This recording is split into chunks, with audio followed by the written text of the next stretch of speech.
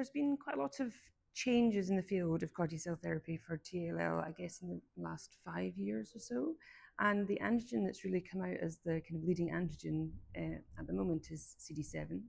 So we now have a number of published trials of CD7 CAR T-cell from around the world, both phase 1 and phase 2 trials, both of autologous CD7 targeting CAR T-cells and allogeneic targeting CD7 CAR T-cells.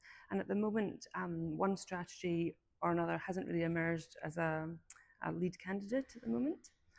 So the CD7 CAR T trial data has been really exciting for the field, particularly for TALL, because I guess it's really shown a proof of principle that TALL blasts are just as susceptible to CAR T targeting as BALL. And obviously we've seen really revolutionary advances in the treatment of BALL, and we really hope to replicate that for patients with TALL.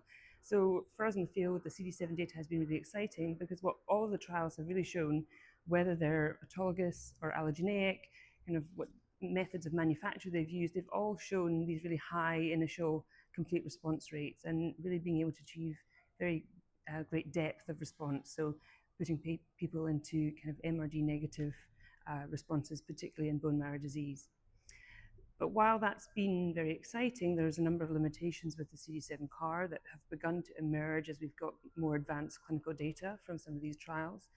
So the first I would say really is that these responses do not appear to be durable. So the vast majority of patients in these trials have progressed to an allogeneic stem cell transplant after their CD7 CAR.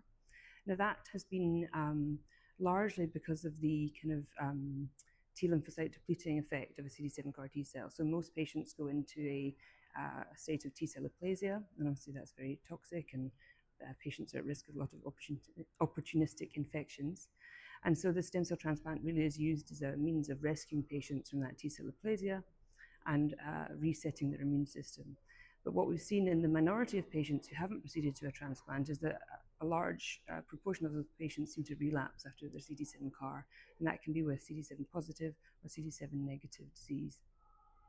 So I think the data on the CD7 CAR from around the world is very exciting.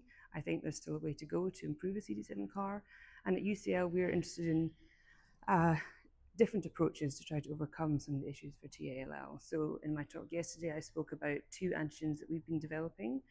One is a CCR9 targeting CAR, and one is a CD21 targeting CAR.